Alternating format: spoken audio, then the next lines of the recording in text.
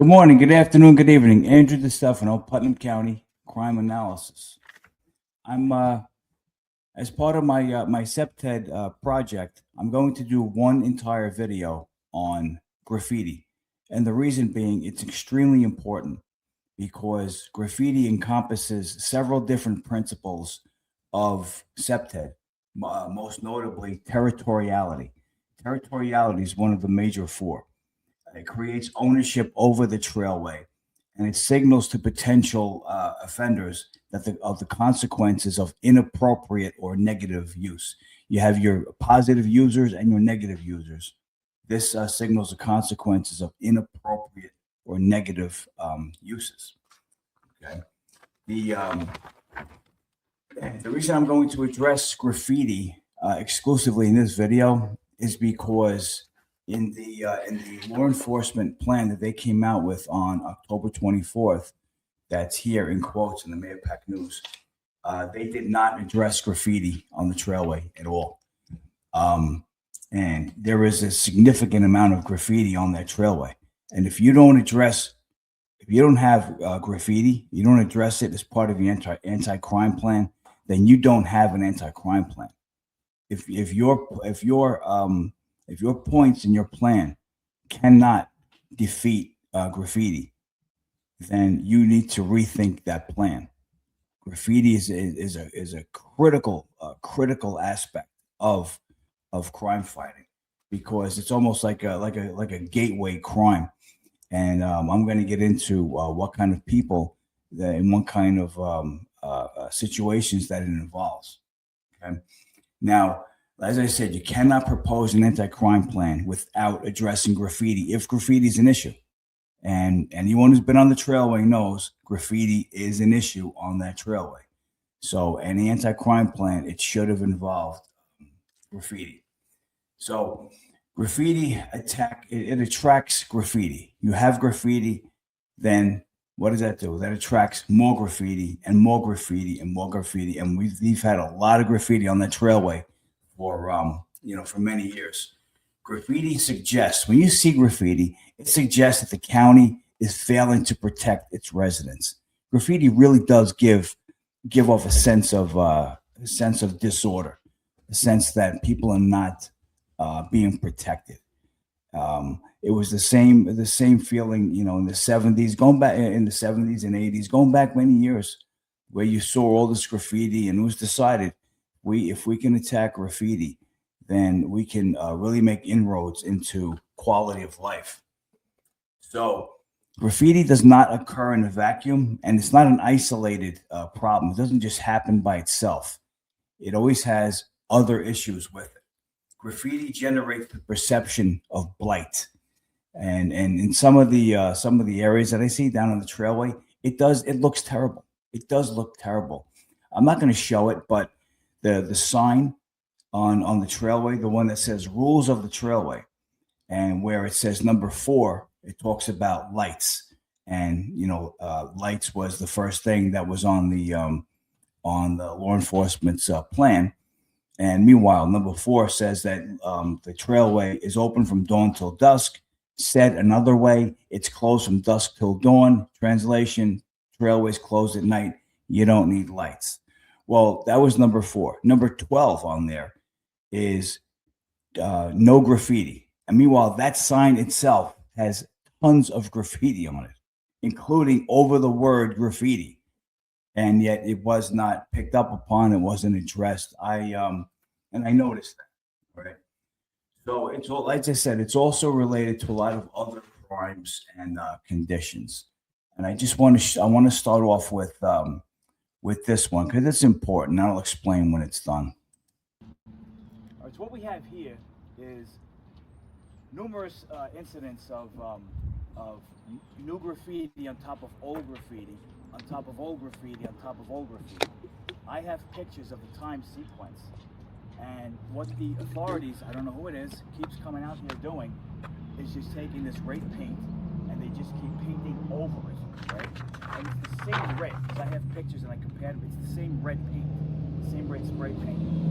So the last time they came out and they painted this, first of all you're doing is creating a canvas. you're creating a canvas for the guy to come out and do it again. But this time he decided to up the ante, and he's saying F you.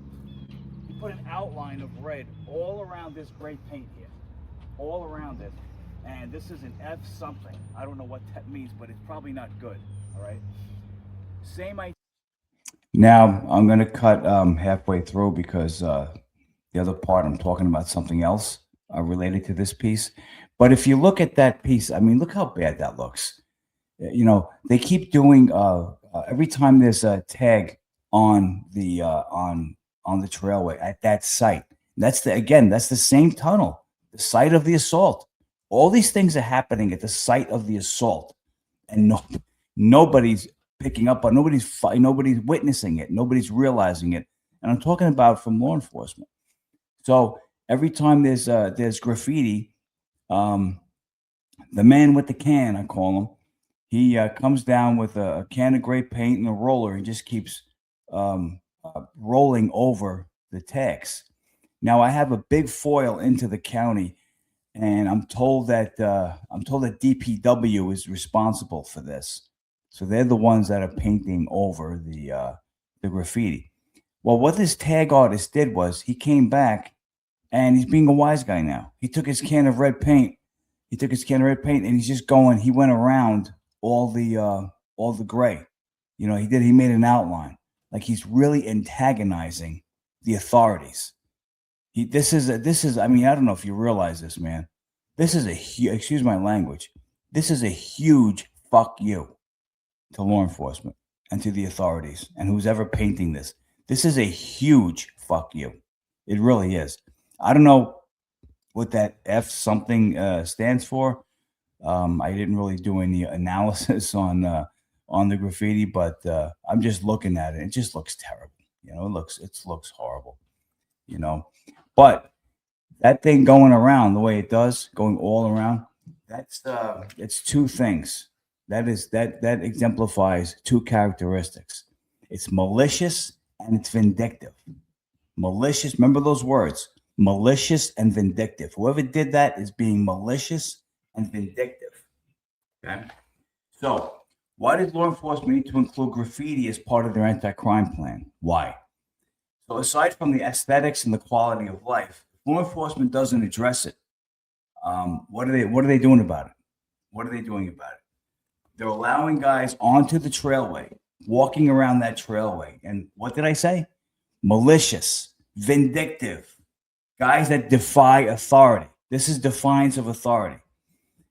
So the guys that are walking around the trailway are malicious, vindictive, and they defy authority. Are those people you want on the trailway? No. That is the reason why you address the graffiti. Yes, for the aesthetics.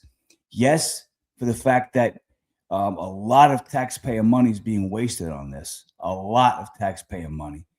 And this has been going on for years. Just keep painting over and over and over the graffiti. But the people that are doing the tags, they are being vindictive, malicious, and they defy authority. That's what graffiti is. It's a defiance of authority. But what I say before, it's a big fuck you to the authorities in this county. And yet that's what you're allowing to walk around the trailway if this is not addressed. And that's why graffiti has to be taken seriously. Now, graffiti tends to recur over and over, right? When graffiti is painted over, it becomes a magnet to be re-vandalized. All you're doing is, and a lot of people said this when I conducted, I didn't talk about it, but I conducted probability sampling, basically like not a poll, but like a survey. I spoke to a lot of people on the trailway, and I'd stop them as I'm going, and they're very happy to talk. People in Putnam County are great like that. They really are. Even on Facebook, I see people making intelligent responses. It's nice to see people engage. They want to get involved.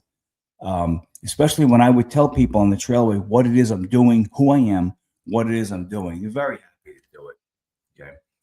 Now, as I said, when it's painted over, when graffiti is painted over, it tends to become a magnet to be re-vandalized, because all you're doing is you're creating a canvas for the tag artist to come back. That's all you're doing.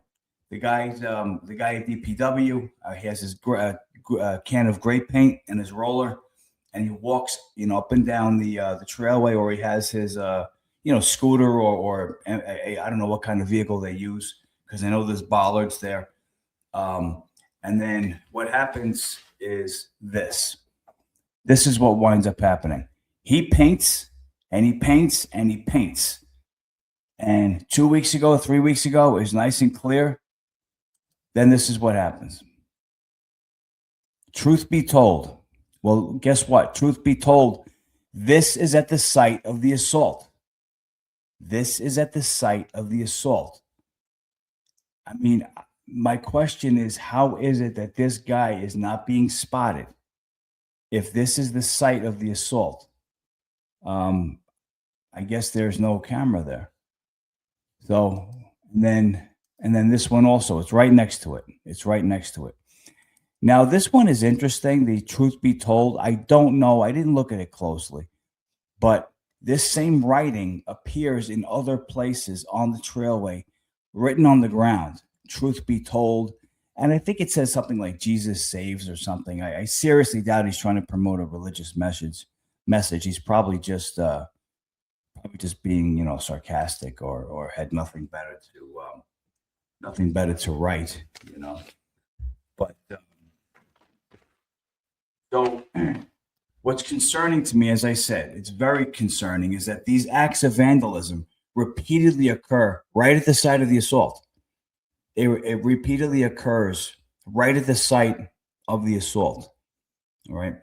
Then that tells me, like I said, the cameras and the increased patrols are not being effective. It's not an effective strategy. Now, what did I say last video?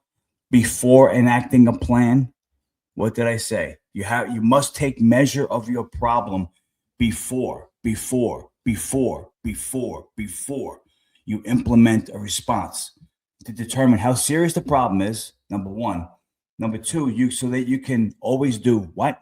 You can modify your response, because you always have to be able to go on the fly. You can't be married to your game plan. In law enforcement, you cannot be married to your game plan. You have to be able to modify on the fly. Now, painting over graffiti challenges the offender to re-vandalize, because all you're doing, as I said, providing a canvas for the guy to come back and just keep tagging it over and over. So essentially, what do we have next? What's left? So as I said before, if graffiti continues to go unaddressed, and like I said, I didn't see it in this plan. Now, maybe there is an overall county plan, and maybe there is. I don't know. But what I do know is that graffiti is a problem on the trailway, and graffiti wasn't mentioned in law enforcement's plan. That's why I'm mentioning graffiti with Septet, because it has to get addressed. So if it continues to go unaddressed and is not part of your anti-crime plan, you're welcoming a certain type of people to walk around and travel and traverse the trailway, as I said. And what are they again? The characteristics? The guy's tenacious. How do we know that? He keeps coming back. The guy keeps coming back. He's tenacious, if nothing else. And what's his motive? His motive is defiance of authority. How do we know that? Well, look at that. Look at the red outline he made around your gray paint. He knows that someone in authority placed the or painted the gray paint over his tags. So he just comes and writes over it. That's all he does. Now, as I said before, what's concerning is that the graffiti is characterized by anonymity. There's like a desolate feel to it. Nobody saw the guy. Nobody heard of the guy. Cameras didn't pick it up. Nobody knows anything, essentially. The guy's free from detection. He's free from detection. And again, an apprehension. And where is he? He's at the site of the assault, and he feels so comfortable. He feels so like this is his favorite spot, to keep coming back to that area. Okay? He's doing it at the site of the assault. He felt safe at the site Now, think about that, right?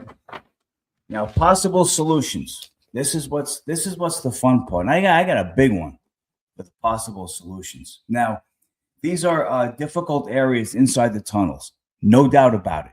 No doubt about it. I doubt. I guess if you did install cameras, I guess you could try to pick it up inside the tunnels, but it's a little more challenging.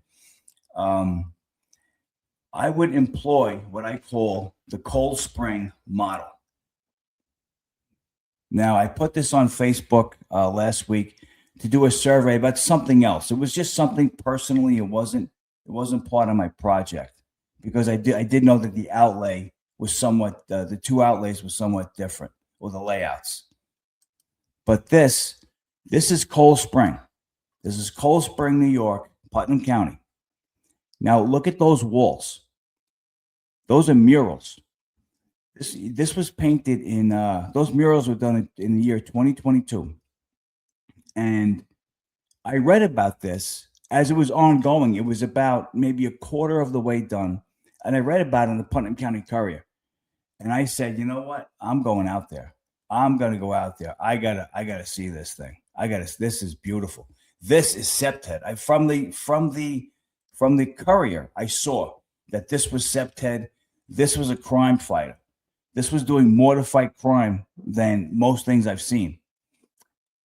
So I went out there. I spoke to the girl, and I forget what she told me. What the arrangement was. Essentially, she started it. I think she started it on her own, and then the Cold Spring, either town board or whatever they have, the village board, agreed to pay for the paint and the supplies in return for the labor. It's awesome. The thing is, look at those walls. Those walls haven't been touched. 2022. You're talking 4 years. 4 years. Nobody's graffitied those walls. Now, this is the other tunnel that we'll talk about. This is the trailway. This is the site of the assault. This is the tunnel of the assault. But look at the walls. Just look at the walls. They've been painted so many times. I'm surprised they're still standing up. You can see there's graffiti under graffiti under graffiti under graffiti. There's no stopping it. And I'll tell you about this with Cold Spring. Now, as I said, it was 2022, and 4 years ago, the girl was painting those murals. I don't remember if she was part of some project or if she was an artist herself. I'm not really. I don't recall. I do recall her being extremely pleasant and very generous with her time. But essentially, that thing's been there for 4 years and there's no graffiti. What does that tell you? This stuff works. Septhead works. The main principle, there's several principles that something like this encompasses in Septhead, but the main one is territoriality. Territoriality discourages crime by making it clear that the area is cared for and it's monitored. So essentially, a tag artist walks down those steps, right? He comes down the steps and he sees the tunnel and he sees these murals and everything else in there. And he says, oh my gosh, this place is cared for. This place, somebody cares about this. The community cares. If I'm start tagging the walls and a couple of Cold Spring residents come downstairs and they find me, they're going to kick my ass. That's number one. That's the least of his problems. Number two, law enforcement finds him, right? The tag artist is going to say, man, I'm going to be in a lot of trouble if I get caught. I'm going to be in a lot of trouble. I'm not going to get a $25 fine. I'm not going to get a kick in the rear end and sent on my way. I can get 6 months in the county jail for this. Screw this. I'm not gonna risk it. That's the feeling on it. There's also a I don't know if I believe in it, but there's also a what's called psychologists that have studied Septhead feel that there's a presumed conscience. a presumed conscience. In other words, a tag artist doesn't view himself as a vandal. A tag artist views himself as an artist, another artist. And when an artist comes downstairs and sees that a mural artist put his or her work on the wall, they're not going to mess with someone else's artwork. They're not going to do it. So that's the presumed conscience. It makes a lot of sense, but I haven't found any. I haven't found the tag artist yet for the Trailway to interview him. But if he's out there, I would love to talk to you. I'd love to talk to you. I'm not guaranteeing anonymity, though. I can tell you that right now. I'm going right to the sheriff's department. So as I said, the tag artist versus the mural artist. Now, outside the tunnel, these tunnels here. Back to the Trailway. Let's go back to the Trailway now. Now, outside these tunnels, where I showed the ambush points, right? The ambush points have on the walls, there's a ton of graffiti on those walls. So this is what you can do to prevent. Now, people ask me, how do you defeat the ambush points? Well, I showed you the convex mirrors. How do you defeat the graffiti on the outside of the walls? How do you do it? Pretty simple. Let's see.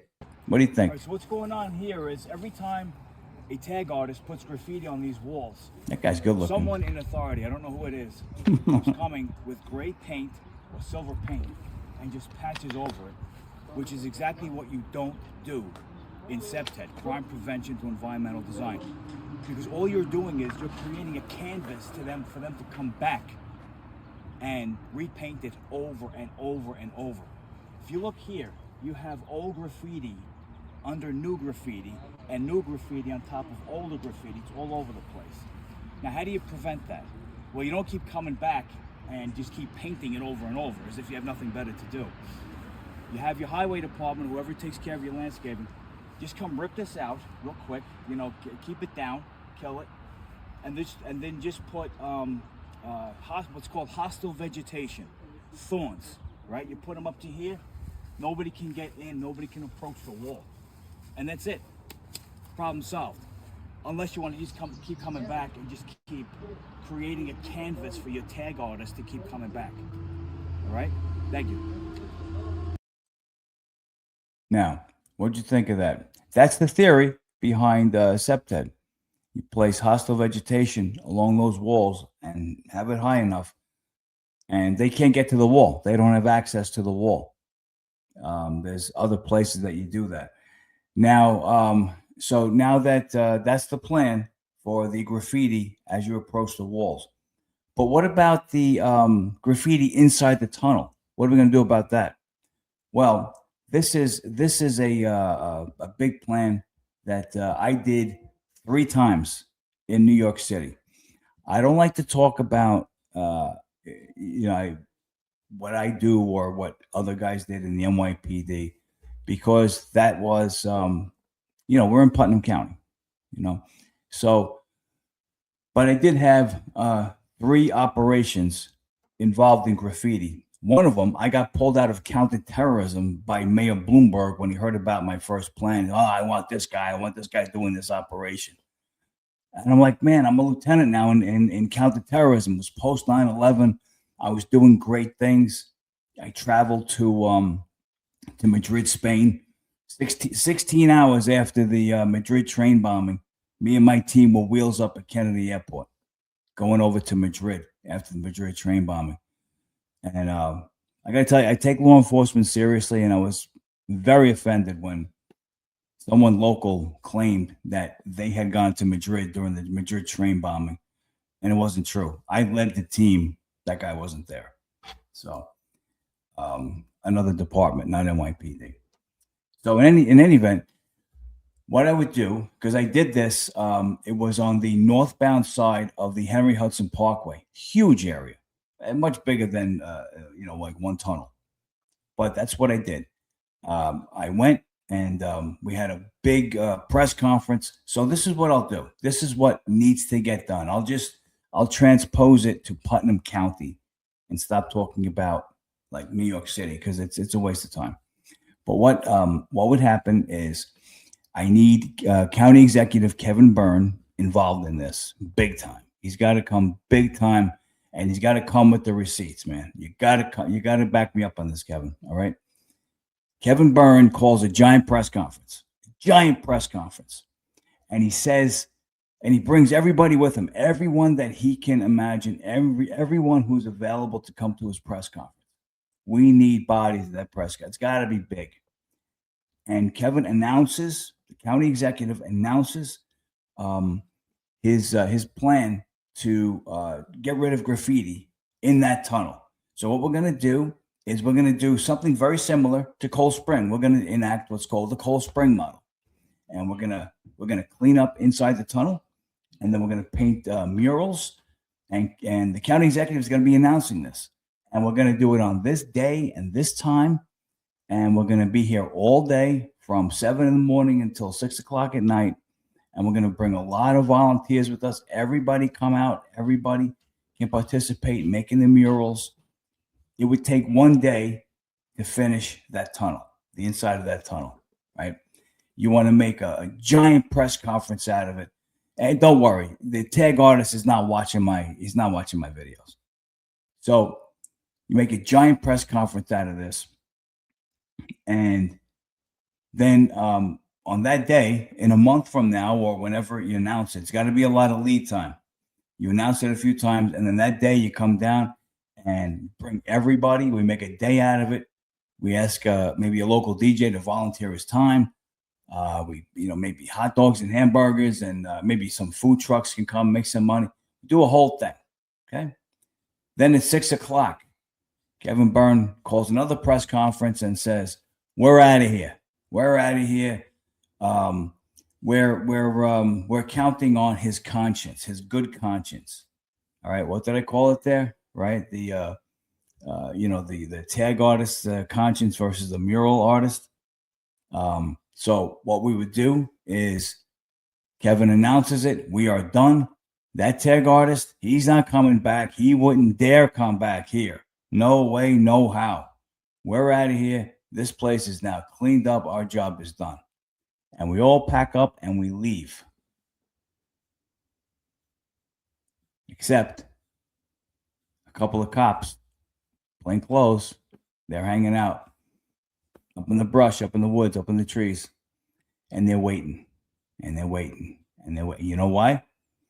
You know why? See, I get excited thinking about it because this actually happened.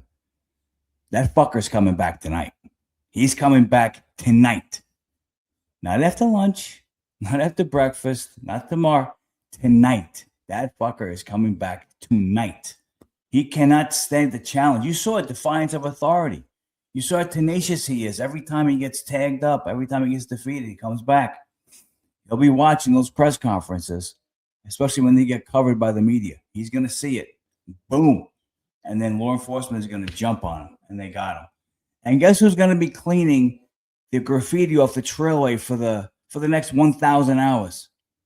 This guy. So, but my video is done. I did want to address my blurb real quick, which was, we do that already, okay? The biggest lie in law enforcement. It is listen, I've been making videos now about my school projects for about 3 years. For about 3 years, I'm making my videos. And I've been talking about the same thing over and over. I've said this many, many times over the last 3 years. The biggest lie in law enforcement is we do that already. When I went to the legislature to talk to them about SEPTED on something else, the sheriff's department, they're gone now. The previous administration was asked, "Oh, this is great. How many SEPTED site assessments do you guys do?" "Oh, we do 2 a month." They do 2 a month.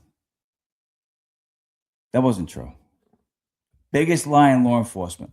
We do that already.